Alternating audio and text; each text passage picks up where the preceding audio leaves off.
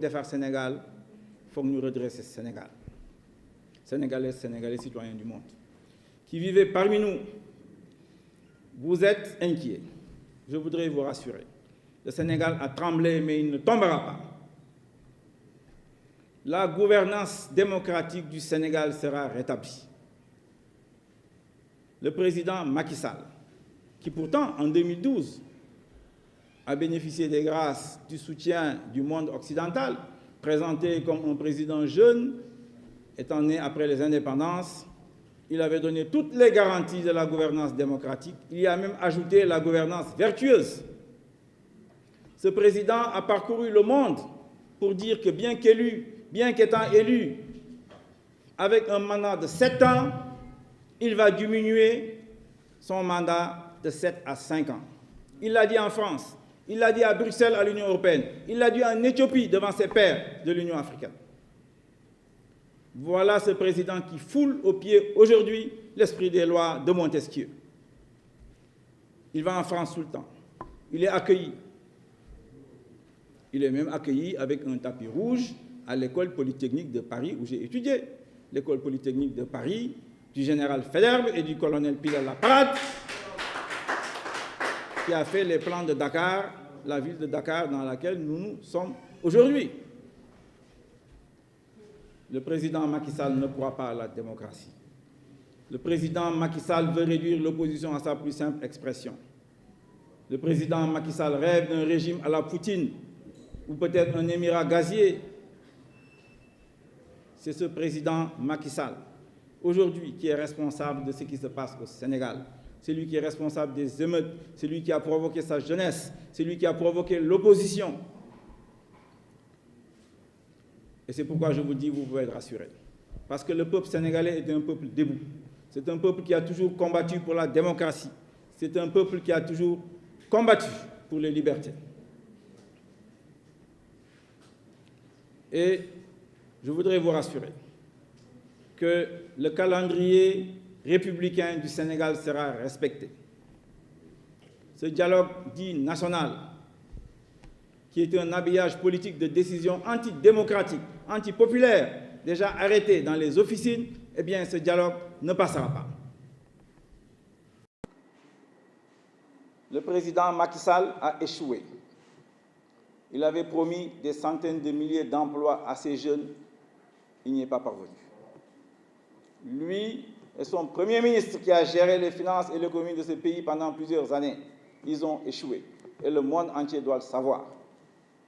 Aujourd'hui, toutes les télévisions du monde, aujourd'hui, les journaux les plus réputés dans le monde sont en train de s'interroger sur ces nervis qu'il y a ici au Sénégal pour agresser les populations et les jeunes. Ce n'est pas par les nervis qu'on va nous imposer un autre calendrier républicain ici au Sénégal. Ce n'est pas possible. Debout, nous allons effectivement aller de l'avant et rétablir la démocratie dans ce pays, établir la gouvernance démocratique. La corruption est à son comble et vous le savez. Plus de 250 à 300 milliards de francs CFA chaque année de flux financiers illicites quittent le Sénégal pour aller dans les paradis fiscaux. Ce n'est pas ça la gouvernance vertueuse. Il nous faut mettre fin à tout cela. C'est la raison pour laquelle je propose au peuple sénégalais, aux jeunes, aux femmes, aux étudiants, aux travailleurs, un agenda de redressement du Sénégal autour de 3 piliers. Restaurer les valeurs de courage patriotique, de respect de la parole donnée, de respect de la loi, de respect de la femme, d'une vision partagée, celle qui découle de la charte de gouvernance des assises nationales, à laquelle je crois, à laquelle Tekki croit, à laquelle tous les alliés de Tekki croient. C'est dans cette direction-là qu'on pourra avoir également le second pilier. Réconcilier les Sénégalais avec les institutions, y compris d'abord et surtout l'Assemblée nationale. L'Assemblée nationale doit devenir le lieu d'impulsion de la vie politique de la nation.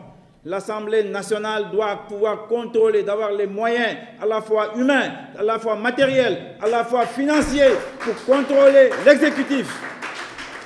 Les ministres doivent être contrôlés, les directeurs généraux doivent être contrôlés. Parce que c'est comme ça que ça doit marcher. C'est ça les règles de bonne gouvernance. Et c'est l'Assemblée nationale qui doit le faire. Il faut lui donner les moyens pour cela. Et pour cela, il nous faut revoir le mode d'élection des députés, sortir de ce raou-gadou, qui signifie simplement quand je gagne d'une seule voix, je prends tous les députés. Ce n'est pas normal que quelqu'un gagne avec une seule voix à Dakar, ou avec 10 voix, ou avec 100 voix, et part avec les 7 députés du département de Dakar. C'est impensable, c'est inacceptable, c'est injuste. Il faut mettre fin à ce système totalement, et cette fois-ci, réactionnaire. Et alors, il nous faut reprendre notre justice.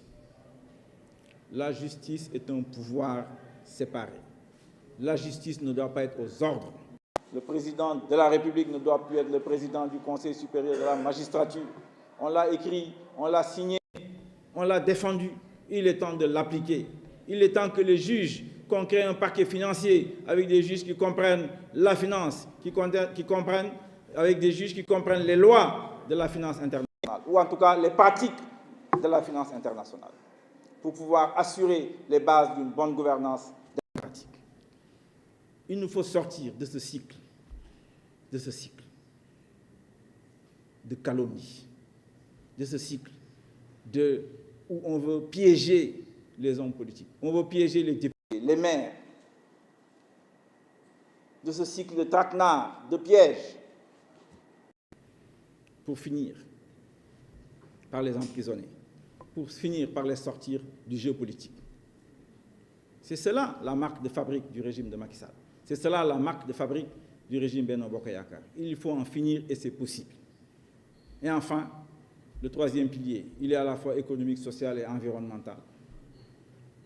Nous devons transformer le Sénégal en un lieu de création d'emplois réels.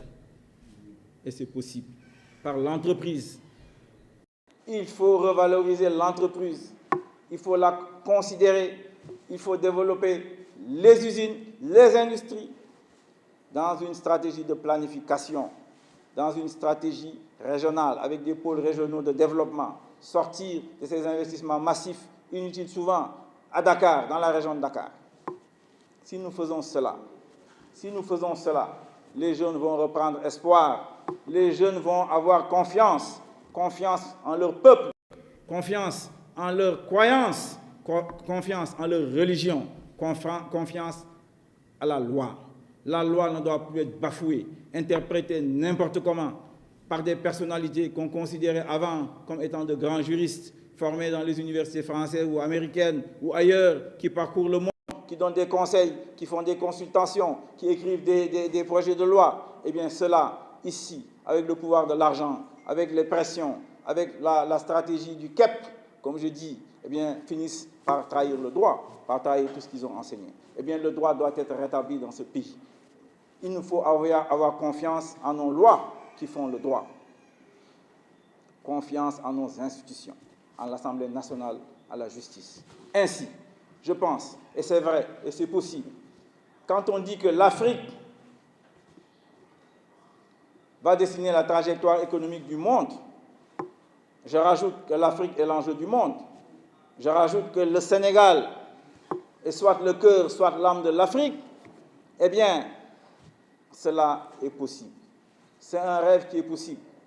On ne verra plus ces jeunes Sénégalais traverser le désert libyen pour aller en Libye.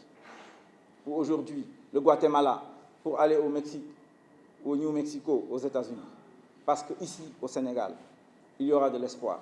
Parce qu'ici, au Sénégal, il y aura des emplois. Parce qu'ici, au Sénégal, ils pourront épouser des femmes, ils pourront avoir un terrain, construire un logement, ils pourront s'occuper de leur maman, ils pourront amener leur papa à la Mecque ou à Rome. C'est possible, nous avons les ressources naturelles, nous avons les ressources financières, nous avons les ressources techniques. Ce qui nous manque, ce sont les ressources institutionnelles. Ce qui nous manque, c'est le leadership. Et le leadership, c'est Teki Amdiorine.